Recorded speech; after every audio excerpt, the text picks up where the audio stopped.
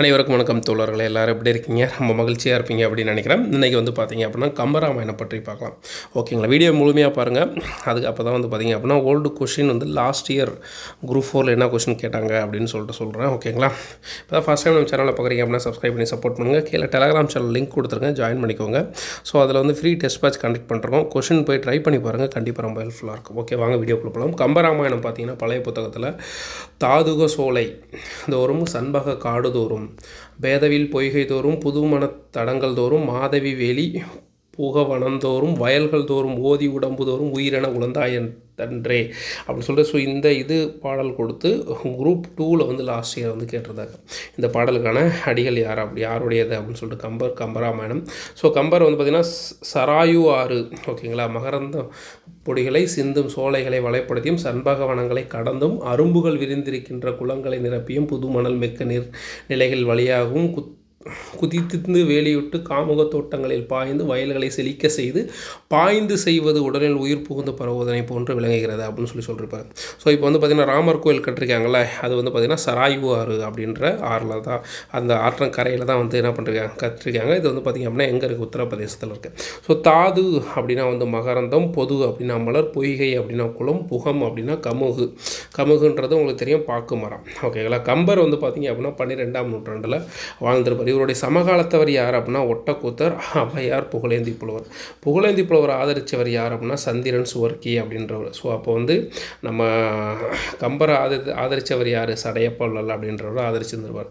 Last year group 4 எக்ஸாமில் இந்த question கேட்டிருந்தாங்க. கம்பரை பற்றி 4 ஸ்டேட்மெண்ட் கொடுத்துட்டு அதில் வந்து கம்பரை ஆதரித்தவர் வந்து சந்திரன் சுவர்க்கி அப்படின்னு சொல்லி கொடுத்துருந்தாங்க. ஓகேங்களா, புகழேந்தி புலவர் என்ன பாடல்? நலவென்பா அப்படின்ற பாடலை ஏற்றிருந்திருப்பார். ஸோ இவர் வந்து பார்த்திங்க அப்படின்னா நாகை மாவட்டம் மயிலாடுதுறையில் தேரெழுதூர் அப்படின்ற பகுதியில் வந்து என்ன பண்ணிருப்பார்? கம்பர் வந்து பிறந்து வளர்ந்து வந்திருப்பார்.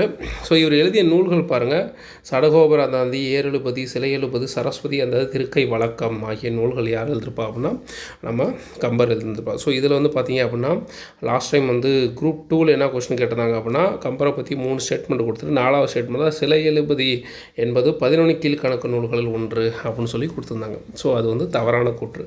கீழ்கண்டத்தில் தவறானது எது அப்படின்னு தான் கொஸ்டின் கேட்டிருந்தாங்க. ஓகேங்களா, கம்பருடைய காலம் வந்து பார்த்தோம் அப்படின்னா 12ஆம் நூற்றாண்டு. கம்பர் வந்து பார்த்திங்க அப்படின்னா வடமொழியில் வால்மீகி ராமாயணத்தை தழுவி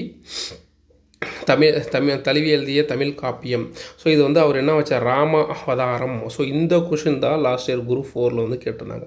ஸோ கம்பராமாயணத்தில் வந்து பார்த்திங்க அப்படின்னா 4 கொஷின் கேட்டிருந்தாங்க. ஓகேங்களா, நூல்களை பற்றி 2 கொஸ்டின்.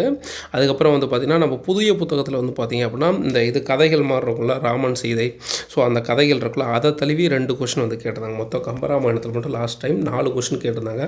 அது கொஷின் எந்தெந்த இது அப்படின்னு சொல்லிட்டு அடுத்த காணொலியில் வந்து நான் ஷார்ட்ஸ் மாதிரி போகிறேன், கண்டிப்பாக உங்களுக்கு ஹெல்ப்ஃபுல்லாக இருக்கும். ஓகேங்களா, ஸோ அதுவே கம்பராமாயணம் அப்படின்னு சொல்லி அழைக்கப்படுது, வழிநூல். ஸோ ராமாவதாரம் அப்படின்றது வந்து ஒரு வழிநூல். கம்பராமாயணம் கம்பர் எழுதிய ராமாவதாரம் அப்படின்ற ஒரு கம்பராமாயணம் வந்து ஒரு வழிநூல் அப்படின்னு சொல்லி அழைக்கப்படுகிறது. கதை மாந்தரின் வடச்சொற்கள் பெயர்களை பார்த்தீங்களா, கதை மாந்தரின் வடச்சொற்பெயர்களை தொல்காப்பிய நெறிப்படி, ஸோ எந்த நெறிப்படி? தொல்காப்பிய நெறிப்படி தமிழ் படுத்திய பெருமைக்குரியவர் கம்பர். இப்போனா ராமன் அப்படின்னா வடமொழியில் ராமன் அப்படின்னு இருக்குன்னு வச்சுக்கோங்க. நம்ம கம்பர் என்ன பண்ணுவோன்னா தமிழ் முறைப்படி முதல் எழுத்து உயிர் எழுத்தாக இருக்கணும் இல்லைங்களா. வெறும் ரா மட்டும் வந்துச்சுன்னா இது வந்து தமிழ் மொழி அல்ல. ஸோ அந்த மாதிரி அந்த கதை மாந்தர்கள் ஒவ்வொருத்தருக்கும் சீதை எல்லாத்தையுமே வந்து பார்த்திங்க அப்படின்னா நம்ம தமிழ் முறைப்படி வந்து தொல்காப்பிய முறைப்படி என்ன பண்ணிருப்பார்? தமிழ் படுத்தி இருந்திருப்பார். அதுதான் வந்து சொல்கிறாங்க. ஸோ இந்த கொஸ்டின் கூட கேட்டிருக்காங்க. இப்போ ரீசெண்டாக லாஸ்ட் 24ல் வந்து பிப்ரவரியில் ஒரு எக்ஸாம் நடந்துச்சு.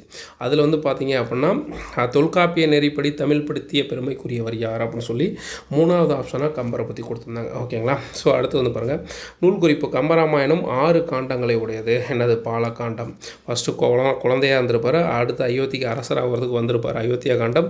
அடுத்தது ஆரண்ய காண்டம் அப்படின்றது. இப்போ ஆரணினா நான் என்ன யோசிக்கிறேன்னா காடு, அந்த மாதிரி யோசிக்கிறேன். காடுங்கிறது கிட்கந்தம், காட்டுக்கு போகணும்னு சொல்லிட்டு புறப்படுறாரு. போகிற வழியில் கிட்கந்தம்னா குரங்குகள் இவங்களை பார்க்குறாங்க. பார்த்ததுக்கப்புறம் அங்கேருந்து அவங்க தம்பியை வந்து சுந்தரன் அப்படின்ற சேர்றாரு. கடைசியாக வந்து யுத்தம் நடக்குது. ஸோ இந்த மாதிரி நான் ஞாபகம் வச்சுட்டேன். ஓகேங்களா, பாலகாண்டம், அயோத்தியா காண்டம், ஆரண்ய காண்டம், கிட்கிந்த காண்டம், சுந்தர காண்டம், யுத்த காண்டம் ஆகிய 6 காண்டங்களை கொண்டது. காண்டம் அப்படின்னா பெரும் பிரிவு, படலம் அப்படின்னா காண்டத்திற்குள் இருக்கும் உட்பிரிவு. ஓகேங்களா, ஸோ இது பாருங்கள், இந்த சராயு ஆறு எங்கே இருக்குது அப்படின்னு பார்த்தோம் அப்படின்னா உத்தரப்பிரதேச மாநிலத்தில் அமைந்திருக்கு. ஓகேங்களா, ஸோ இது இதுதான் வந்து பார்த்திங்க அப்படின்னா கம்பராமாயணத்தை பற்றி பழைய புத்தகத்தில் 8th கொடுத்துருக்க டீட்டெயில்ஸு. ஸோ வீடியோ உங்களுக்கு பயனுள்ள வகையில் இருந்திருக்கும் அப்படின்னு நினைக்கிறேன். வீடியோ பிடிச்சிருந்தா ஒரு லைக் போடுங்க. நன்றி நண்பர்களே, பாய்.